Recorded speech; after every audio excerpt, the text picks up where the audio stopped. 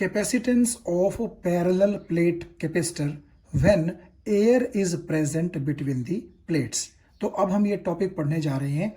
यहां पर आप देखिएगा एक फुल्ली चार्ज्ड कैपेसिटर मेरे पास है। इस प्लेट नंबर 1 पर पॉजिटिव चार्ज डिपॉजिट है और यहाँ प्लेट नंबर 2 पर नेगेटिव चार्ज डिपॉजिट है।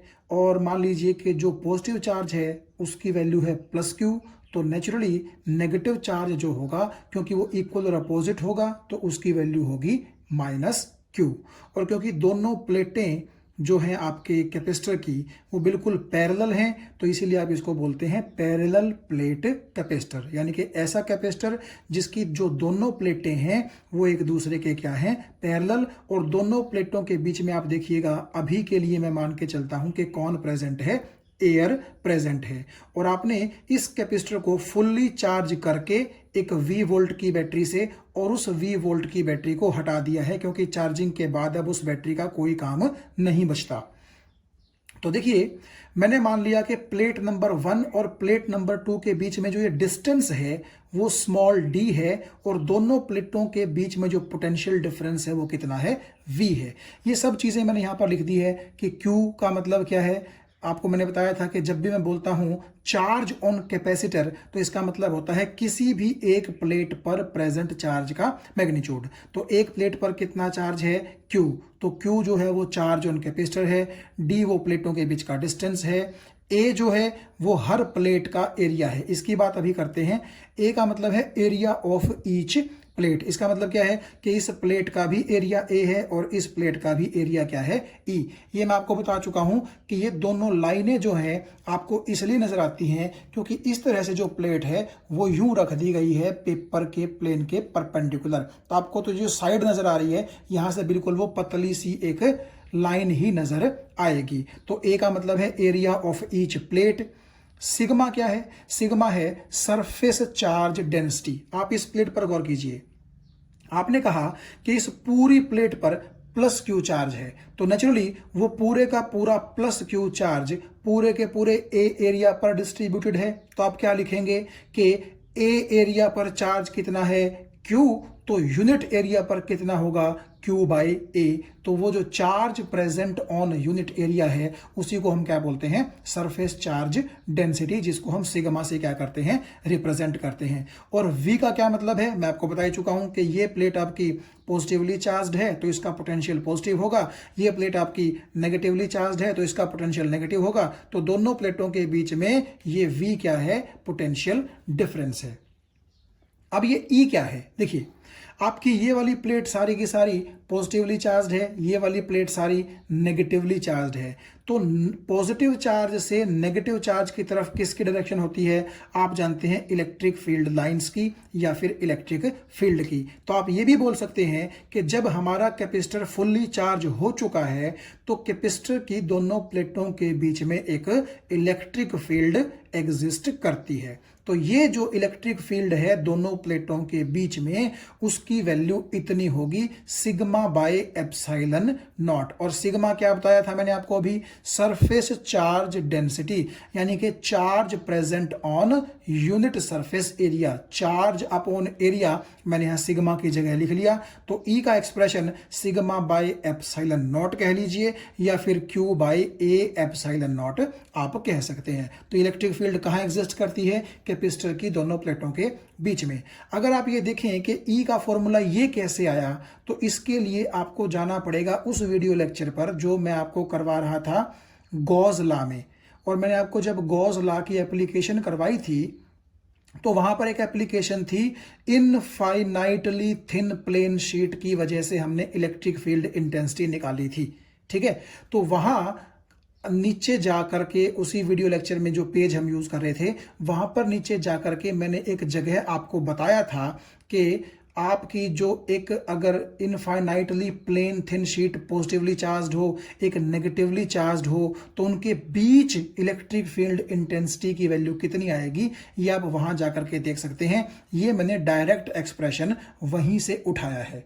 तो आप देखिएगा सब चीजें हमें पता चल गई। तो इस चीज पर आप ध्यान दीजिए, E = V/D। ये मैंने क्यों लिखा, देखिए E का मतलब है दोनों प्लेटों के बीच की इलेक्ट्रिक फील्ड, V का मतलब है दोनों प्लेटों के बीच का पोटेंशियल डिफरेंस और D का मतलब है दोनों प्लेटों के बीच का डिस्टेंस। तो हम ऐसा क्या लिख सकते हैं, आप थोड़ा सा इसको ज्यादा डीप में न जा करके सिर्फ इतना ही सोचिए कि मैंने आपको एक जगह बताया था कि E का फॉर्मूला होता है, या सॉरी E की जो यूनिट होती है वो वोल्ट पर मीटर भी होती है। तो आप ये देखिएगा, ये जो दोनों प्लेटों के बीच पोटेंशियल डिफरेंस है ये हमें सेंस देगा वोल्ट की, और दोनों प्लेटों के बीच का जो डिस्टेंस है वो हमें सेंस देगा मीटर की। तो V/D का मतलब वोल्ट पर मीटर से ही तो हो जाएगा, और वोल्ट पर मीटर में कौन होती है, इलेक्ट्रिक फील्ड। तो आप इस तरह यूनिट के सहारे ये देख सकते हैं कि ये फॉर्मूला लागू हो सकता है। So E is equal to V/D। तो आप एक चीज देखिएगा, E की वैल्यू क्या है, Q/A/ε0, तो वो वैल्यू मैंने यहां पर रख दी, और V/D को मैंने V/D ही पुट कर दिया। अब मैंने क्या किया, A/ε0 को मैं ले गया V की जगह और V को मैं ले आया यहां, तो Q/V किसके बराबर आ गया, A/ε0/D के बराबर। और आप ये जानते हैं कि Q का मतलब है कैपेसिटर की प्लेट पर चार्ज, और V का मतलब है दोनों प्लेटों के बीच का पोटेंशियल डिफरेंस। तो Q/V तो कैपेसिटर की क्या होती है, कैपेसिटेंस होती है। तो Q/V को मैंने लिख दिया C। तो कैपेसिटेंस का फॉर्मूला मेरे पास क्या आ गया, A/ε0/D, यानी कि ये आपके इस पैरेलल प्लेट कैपेसिटर की कैपेसिटेंस का फॉर्मूला है। तो A का क्या मतलब है, कैपेसिटर की जो प्लेट है उनका एरिया। ε0 अपने आप में यहां ये बयां करता है कि दोनों प्लेटों के बीच में क्या है, एयर है, क्योंकि ε0 यूज कब होता है, जब एयर प्रेजेंट हो, वैक्यूम प्रेजेंट हो, तब यूज होता है। और D का क्या मतलब है, दोनों प्लेटों के बीच का डिस्टेंस। तो जो हम ये चीज बोल रहे थे कि कैपेसिटेंस जो है वो चार्ज और पोटेंशियल डिफरेंस पर ना डिपेंड करके मीडियम और shape size of the capacitor पर डिपेंड करती है, यहां से भी देखिए वो चीज क्लियर है। क्यों, क्योंकि अगर दोनों प्लेटों के बीच में एयर की बजाय कोई और मीडियम आ जाएगा तो यहां ε0 चेंज हो जाएगी, और उसको चेंज होते ही आप यहां लिखेंगे एप्सिलॉन, और वो एप्सिलॉन होगी उस मीडियम की परमिटिविटी, तो नेचुरली C चेंज हो जाएगी। तो इसका मतलब है कि दोनों प्लेटों के बीच में मीडियम कौन सा है उस चीज पर C क्या करती है, डिपेंड करती है। और एक कैपेसिटर आपके पास सपोज करो छोटी प्लेट एरिया का हो, और एक कैपेसिटर आपके पास बड़ी प्लेट एरिया का हो, तो A के अलग होने से भी कैपेसिटेंस क्या होती है, अलग होती है। तो सच में जो कैपेसिटेंस है वो चार्ज और पोटेंशियल डिफरेंस पर ना डिपेंड करके shape and size of the capacitor और presence of the medium between the two plates उस पर डिपेंड करता है। तो आप ये देखिएगा, हमारे जो पैरेलल प्लेट कैपेसिटर की कैपेसिटेंस का फॉर्मूला है, और खासकर कब, जब आपकी प्लेटों के बीच में कौन प्रेजेंट है, एयर, वो फॉर्मूला आपका ये मिलेगा। तो यहां आप देखिए, ये वही हमारे पास पैरेलल प्लेट कैपेसिटर है जिसकी कैपेसिटेंस का फॉर्मूला ये है। और आप ध्यान रखिएगा, अगर फॉर्मूला ये है तो इसका मतलब है कि कैपेसिटर की दोनों प्लेटों के बीच में फिलहाल कौन प्रेजेंट है, एयर प्रेजेंट है। अगर मैं ऐसा करूं कि इन कैपेसिटर की दोनों प्लेटों के बीच का जो ये स्पेस है, यहां एयर की बजाय कोई और दूसरा मीडियम मैं भर दूं, मतलब सपोज करो मैं कोई डाई इलेक्ट्रिक भर दूं। डाई इलेक्ट्रिक, जैसा कि मैंने आपको कैपेसिटर्स अंदर से तोड़ करके दिखाए थे, तो वो जो चिकना चिकना अंदर से कागज निकला था, वो कागज आपकी दोनों प्लेटों के बीच में ही तो प्रेजेंट था, तो वहां पर तो एयर नहीं थी ना, ठीक है। तो अगर आप कोई डाई इलेक्ट्रिक यानी कि इंसुलेटर दोनों प्लेटों के बीच भर दें तो वहां से एयर तो निकल जाएगी। तो तब कैपेसिटर जो है आपका पैरेलल प्लेट कैपेसिटर, उसकी कैपेसिटेंस का फॉर्मूला क्या होगा। देखिए, सपोज कीजिए आपकी सहूलियत के मैं ऐसा बोल देता हूं कि ये जो दोनों प्लेटों के बीच का स्पेस है, मान लीजिए इसमें मैं बिल्कुल छोटा छोटा छोटा छोटा कागज का चूरा भर देता हूं, इस तरीके से, यहां पर इस तरह, ठीक है। तो क्योंकि अब आपके एयर की जो जगह थी यहां पर किसने ले ली, कागज ने ले ली, यानी कि डाई इलेक्ट्रिक ने ले ली, यानी कि यहां अब दोनों प्लेटों के बीच में आप कह सकते हैं एयर प्रेजेंट नहीं रही। अब एयर की जगह किसने ले ली, एक इंसुलेटर, एक डाई इलेक्ट्रिक ने ले ली। और मान लीजिए इस डाई इलेक्ट्रिक का डाई इलेक्ट्रिक कांस्टेंट के है, तो अब नई कैपेसिटेंस कितनी होगी। देखिए, कैपेसिटेंस का फॉर्मूला जो है मान लीजिए C1 का मतलब है जब एयर थी यहां पर तब वाली कैपेसिटेंस, और C2 का मतलब है जब यहां पर आपने एयर की जगह क्या फिल कर दिया है, एक डाई इलेक्ट्रिक फिल कर दिया है जिसका डाई इलेक्ट्रिक कॉन्स्टेंट K है, ये तब वाली कैपेसिटेंस है C2। तो इसका फॉर्मूला क्या होगा, ए की जगह तो ए ही आ जाएगा, डी की जगह आपका डी ही रहेगा। सिर्फ आप समझ गए होंगे कि क्योंकि जब तक एयर थी तो यहां एप्सिलॉन नॉट था, अब यहां पर एयर नहीं रही, एयर को हटा करके उसकी जगह किसने ले ली है, डाई इलेक्ट्रिक ने ले ली है, तो यहां पर सिंपली क्या आ जाएगा, एप्सिलॉन आ जाएगा। ये आप समझ गए, सिर्फ इतना सा ही क्या होगा, चेंज होगा। तो अब एक चीज हम जानते हैं कि जो एप्सिलॉन है डिवाइड बाय एप्सिलॉन नॉट है, उनका रेशियो डाइलेक्ट्रिक कांस्टेंट के बराबर होता है। कूलम्स लॉ में हमने इसको पढ़ा था। This is the permittivity of any given medium, जो कि यहां पर हमने भर रखा है। Epsilon is the absolute permittivity of the free space या वैक्यूम, और दोनों का रेशियो ही किसके बराबर होता था, डाइलेक्ट्रिक कांस्टेंट के बराबर होता था। तो यहां से जब आप एप्सिलॉन की वैल्यू निकालना चाहेंगे तो एप्सिलॉन किसके बराबर आ जाएगी, K टाइम्स एप्सिलॉन नॉट के बराबर आ जाएगी। और अगर आप इस एप्सिलॉन की वैल्यू यहां पर रखना चाहें तो देखिए C2 हमारी किसके बराबर आ जाएगी, A, और एप्सिलॉन की जगह आप क्या लिख देंगे, K टाइम्स एप्सिलॉन नॉट, और नीचे क्या आ जाएगा, D का D। तो आप इसको ऐसे लिखिए, K को बाहर ले लीजिए और ये A एप्सिलॉन नॉट हो गया और नीचे आ गया D। और ये देखिए आप, ये A epsilon not by D क्या है, A epsilon not by D ये C1 है। तो क्या मैं ऐसे लिख सकता हूं कि C2 is equal to K times C1। यानी यहां से हमें क्या पता चलता है कि जो आपका सेकंड केस की कैपेसिटेंस है वो फर्स्ट केस की कैपेसिटेंस से K टाइम्स ज्यादा है। क्यों, क्योंकि K की वैल्यू ग्रेटर देन 1 होती है। तो naturally C2 is K times C1, तो C2 ज्यादा है किससे, C1 से। और इसका सीधा सीधा मतलब क्या है, C2 का मतलब है जब आपने कैपेसिटर की दोनों प्लेटों के बीच में कौन डाल दिया था, डाई इलेक्ट्रिक डाल दिया था। और C1 कब वाली कैपेसिटेंस है, जब आपकी कैपेसिटर की दोनों प्लेटों के बीच में कौन प्रेजेंट थी, एयर। तो मैं ऐसा बोल सकता हूं कि जैसे ही एयर की जगह मैंने कैपेसिटर की दोनों प्लेटों के बीच में डाई इलेक्ट्रिक डाला तो नई कैपेसिटेंस एयर वाली कैपेसिटेंस के मुकाबले K टाइम्स बढ़ गई है। तो आप ये देखिएगा, जब मैं आपको कह रहा था कि डाई इलेक्ट्रिक दोनों प्लेटों के बीच में डालना इसलिए जरूरी है ताकि दोनों प्लेटें डायरेक्ट टच में ना आ सकें और उन पर चार्ज डिपॉजिट हो सके और हमारा कैपेसिटर बन सके। तो एक तो डाई इलेक्ट्रिक का फायदा वो था। तो दूसरा फायदा आप यहां देख सकते हैं कि डाई इलेक्ट्रिक डालने से कैपेसिटेंस जो है वो K टाइम्स इंक्रीज हो गई है एयर वाली कैपेसिटेंस के मुकाबले। और ये K क्या है, ये K उस डाले गए डाई इलेक्ट्रिक का डाई इलेक्ट्रिक कांस्टेंट है। तो आप ये कह सकते हैं कि डाई इलेक्ट्रिक डालने से कैपेसिटर की प्लेटों के बीच में जो कैपेसिटेंस है वो पहले के मुकाबले, यानी कि जब डाई इलेक्ट्रिक नहीं डाले गए थे तब के मुकाबले कैपेसिटेंस क्या हो जाती है, बढ़ जाती है। और कितना बढ़ती है, उतना ही बढ़ती है जितने डाई इलेक्ट्रिक कांस्टेंट का डाई इलेक्ट्रिक आप प्लेटों के बीच में डालेंगे। यानी कि अगर मैं एग्जांपल के तौर पे आपको बताऊं, मान लीजिए C1 है 2 माइक्रोफेराड, यानी कि जब आपके कैपेसिटर की दोनों प्लेटों के बीच में एयर थी तब कैपेसिटेंस थी 2 माइक्रोफेराड, और आपने जो ये डाई इलेक्ट्रिक डाल दिया कैपेसिटर की दोनों प्लेटों के बीच में, मान लीजिए उसके लिए K की वैल्यू है 6, यानी कि जो डाई इलेक्ट्रिक कांस्टेंट है इस मटेरियल का, ठीक है, वो 6 है। तो नई कैपेसिटेंस आप देखिए कितनी हो जाएगी, 6 टाइम्स ऑफ 2, यानी कि C2 जो आपकी हो जाएगी वो हो जाएगी 12 माइक्रोफेराड। तो आप ये कह सकते हैं कि कैपेसिटर की दोनों प्लेटों के बीच में डाइलेक्ट्रिक का बड़ा फायदा है।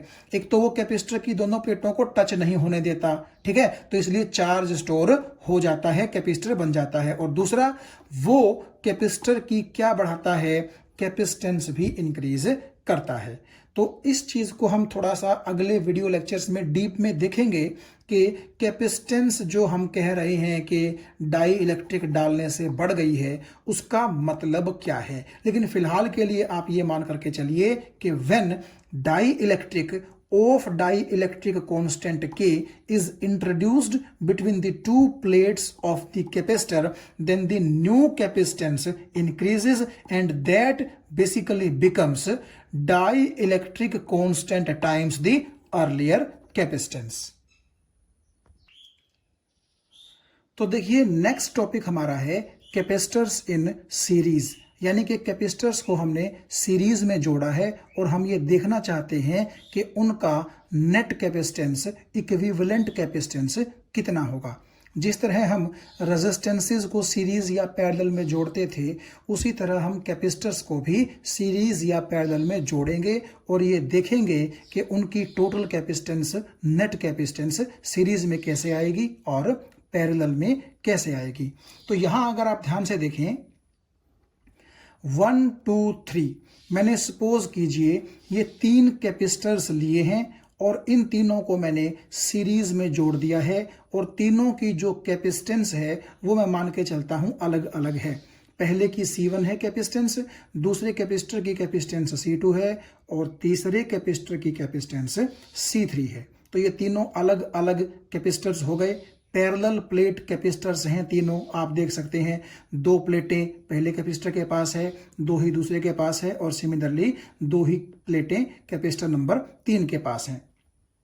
होने को तो इनकी जो कैपेसिटेंसेस हैं वो बराबर भी हो सकती हैं, लेकिन मैंने अलग अलग इनकी कैपेसिटेंसेस मान ली हैं।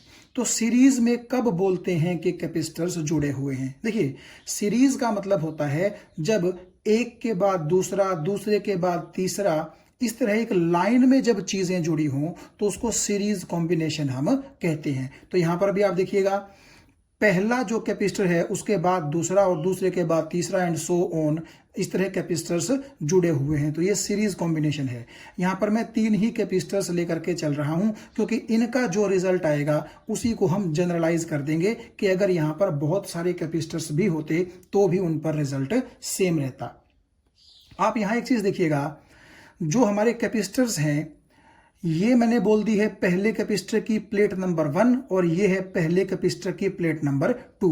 तो इसी तरह हर कैपेसिटर की जो प्लेटें हैं उन पर मैंने 1 2 1 2 मार्क कर दिया है। ये 1 2 3 किसको रिप्रेजेंट करते हैं? नंबरिंग ऑफ कैपेसिटर्स को। और ये 1 2 1 2 1 2 ये किसको रिप्रेजेंट करते हैं? कैपेसिटर की जो प्लेट्स हैं उनकी मार्किंग को रिप्रेजेंट करते हैं। तो आप अगर ध्यान से देखें, पहले कैपेसिटर की सेकंड प्लेट दूसरे कैपेसिटर की फर्स्ट प्लेट से और दूसरे कैपेसिटर का जो सेकंड टर्मिनल है वो तीसरे कैपेसिटर के पहले टर्मिनल के साथ कनेक्ट किया गया है। तो इस तरह जब आप करते हैं कि पहले का आखिरी सिरा और दूसरे का पहला सिरा आपस में जोड़ते हैं, यहां पर भी वही बात है। तो इस तरह का जो अरेंजमेंट है वो क्या कहलाता है? Series combination. और अभी देखिएगा, आपको मैंने कहा कि ये जो सीरीज कॉम्बिनेशन है इसमें मैंने लिखा है चार्ज ईच कैपेसिटर पर कैसा रहता है? सेम रहता है। ऐसा क्यों है? देखिए ध्यान से। तो फिलहाल के लिए आप ये मान के चलिएगा कि ये पहला कैपेसिटर, ये दूसरा कैपेसिटर और ये तीसरा कैपेसिटर मैंने कहाँ जोड़ दिए हैं? सीरीज में। और इस कैपेसिटर की पहली प्लेट को एक V वोल्ट की बैटरी के पॉजिटिव टर्मिनल के साथ जोड़ता हूं और इसी बैटरी का जो नेगेटिव टर्मिनल है वो तीसरे कैपेसिटर की सेकेंड प्लेट के साथ इस तरह जोड़ देता हूं। तो सर्किट कंप्लीट हो गया। अब होगा क्या? अब कैपेसिटर्स की चार्जिंग शुरू होगी। आप मोटे मोटे तौर पर इस तरह सोचिए। देखो, जो पॉजिटिव टर्मिनल है वो क्या करता है? वो आपके पहले कैपेसिटर की पहली प्लेट से इलेक्ट्रॉन्स को निकालेगा, यानी कि यहां पर पॉजिटिव चार्ज आ जाएगा और वो इलेक्ट्रॉन्स जाकर के यहां पर डिपॉजिट हो जाएंगे, यानी कि कैपेसिटर 3 की सेकंड प्लेट पर कैसा चार्ज आ जाएगा? Negative charge. ठीक है।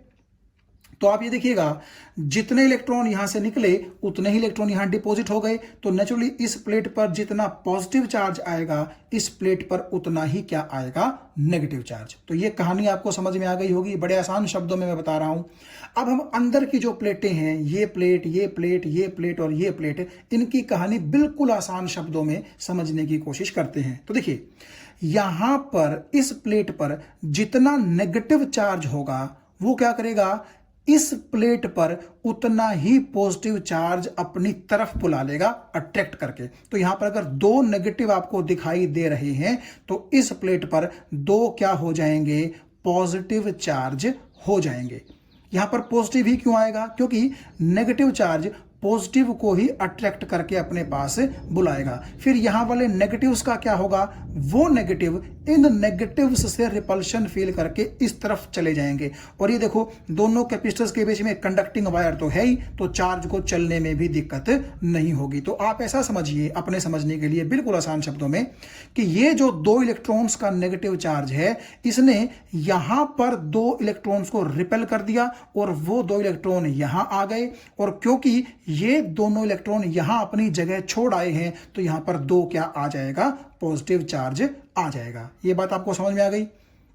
फिर आप ऐसा देखिएगा कि यहां पर ये जो दो इलेक्ट्रॉन आए हैं इस कैपेसिटर नंबर 2 की सेकंड प्लेट पर, ये दोनों जो इलेक्ट्रॉन्स हैं अब यहां पर क्या करेंगे, जो इलेक्ट्रॉन प्रेजेंट हैं उनको रिपेल करेंगे। तो इन दोनों इलेक्ट्रॉन्स ने यहां से सपोज कीजिए दो इलेक्ट्रॉन्स को रिपेल किया और वो दो इलेक्ट्रॉन यहां आ गए और यहां पर क्या छोड़ गए, वो पॉजिटिव चार्ज छोड़ गए। तो आप एक चीज देख सकते हैं कि इस प्लेट पर जितना पॉजिटिव था इस प्लेट पर उतना ही नेगेटिव है, और इस पर जितना नेगेटिव था यहां उतना ही पॉजिटिव, यहां उतना ही नेगेटिव, यहां उतना ही पॉजिटिव, यहां उतना ही नेगेटिव आ गया। तो आप ये देख सकते हैं कि कैपेसिटर नंबर प्लेट की कैपेसिटर नंबर 1 की दोनों प्लेटों पर बराबर बराबर पॉजिटिव नेगेटिव है।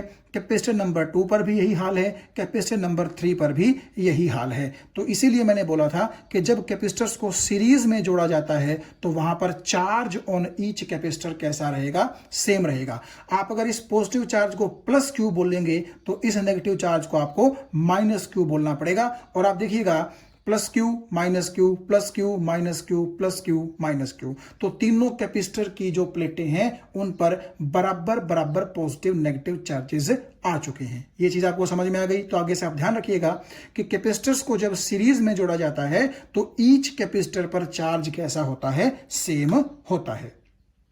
अब एक चीज देखिए, तीनों जो कैपेसिटर्स हैं उनकी प्लेटों पर चार्ज तो सेम आ गया, लेकिन कैपेसिटेंसेस तो तीनों की अलग अलग है ना।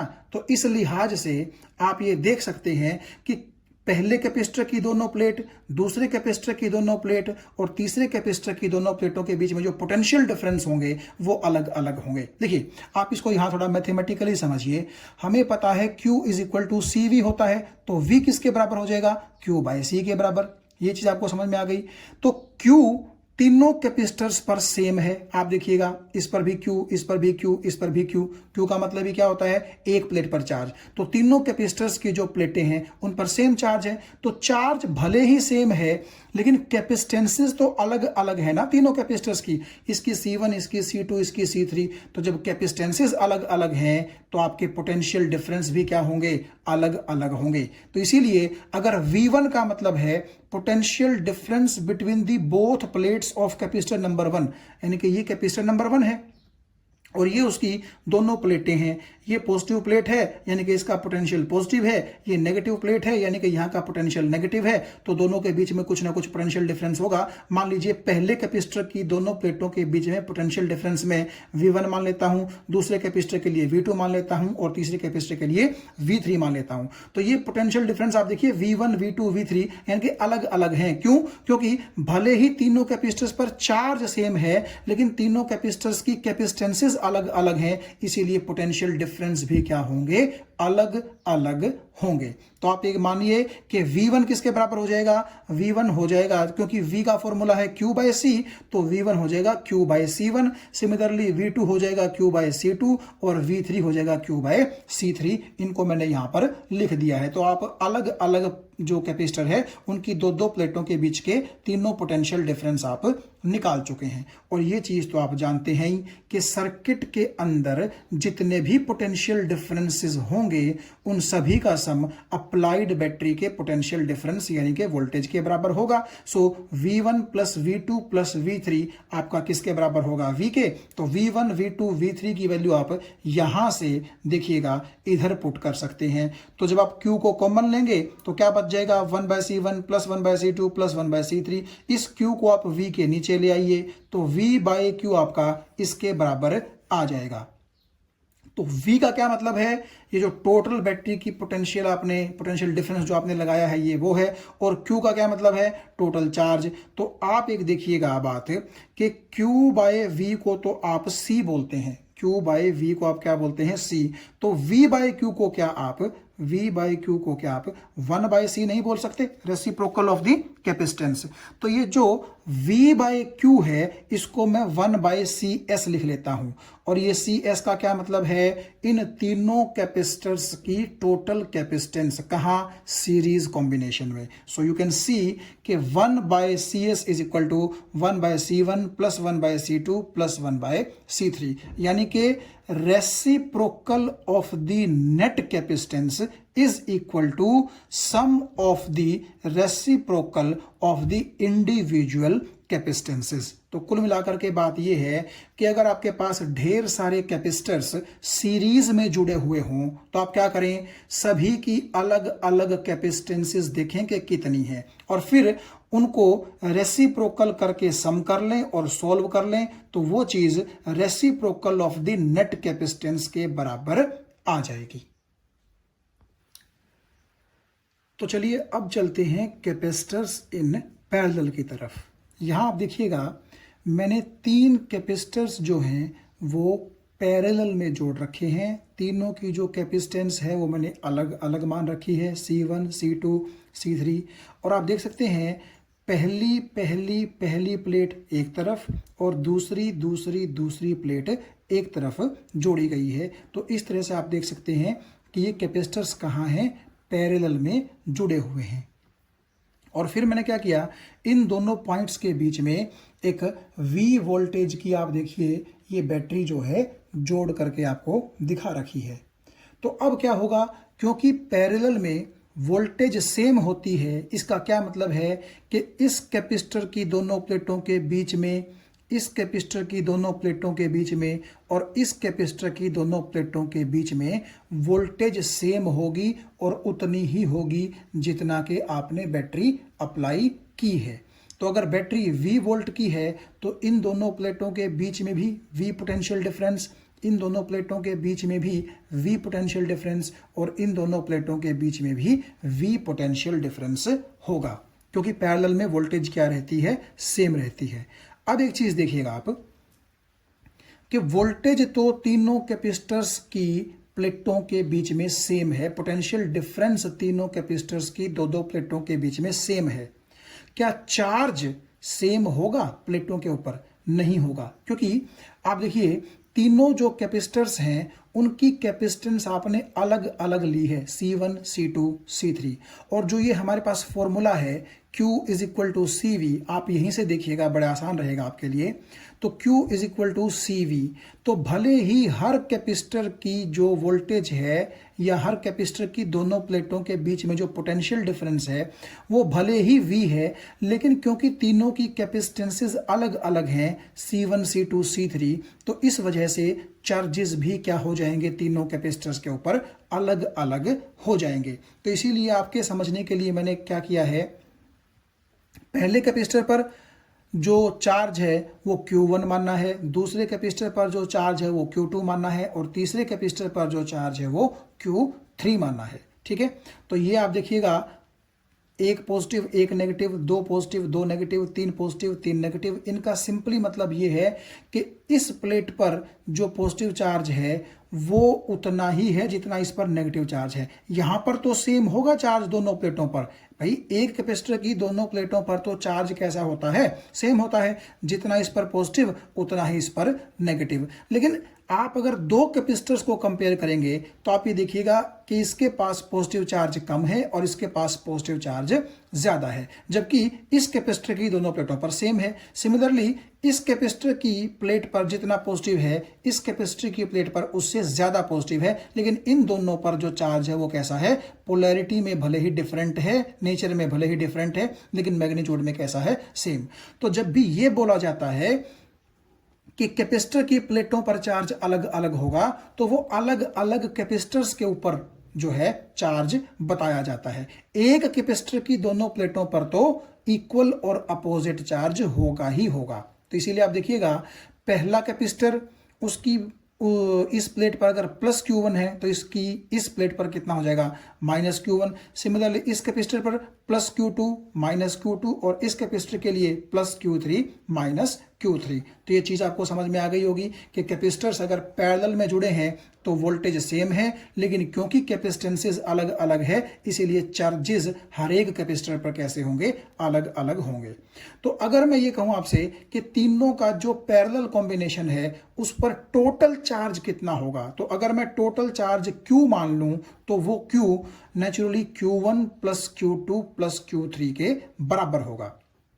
तो यहां आप देख सकते हैं total charge of the parallel combination is equal to sum of the charges on the three individual capacitors. तो Q1 की वैल्यू यहां से आप देखिएगा क्या आएगी, क्योंकि Q CV के बराबर होगा तो Q1 का मतलब हो जाएगा C1 इंटू वी। तो Q1 की जगह C1 इंटू वी, Q2 की जगह C2 इंटू वी, Q3 की जगह C3 इंटू वी। तो यहां से V आपने कॉमन ले लिया और वो V जब आप यहां Q के नीचे ले आए तो Q by V C1 plus C2 plus C3 के बराबर आ गया। तो Q बाय V आप देख सकते हैं यहां से भी जब आप V को इसके नीचे लेके आएंगे तो क्योंकि वो कैपेसिटेंस के बराबर होगा तो उसको मैंने बोल दिया CP।